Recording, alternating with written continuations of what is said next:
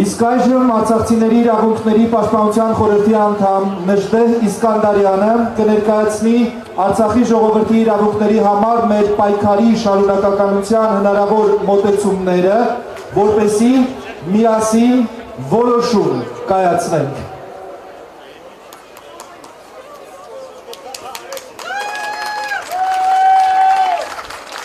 Ողջունում եմ բոլորին։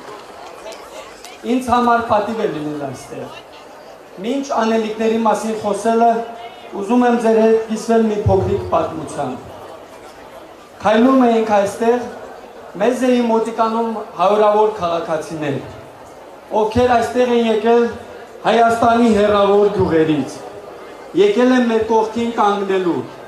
եկել են մեզ աջակցելու։ Եվ սա ևս մեկ անգամ փաստում է, որ Արցախի ու արցախցիների խնդիրը համայն հայության հարցն է։ Եվ այն լուծվելու է մեր բոլորիս համատեղ ջանքերով։ Իսկ այժմ անելիքների մասին։ Դուք եք որոշելու մեր հետագա գործողությունները։ Ուրեմն, տարբերակ առաջին։ Կառավարությունն ունի 2 շաբաթ ժամանակ փոխելու իր ծրագրերը, իր որոշումները, և եթե ոչ, մենք հավաքվելու ենք այստեղ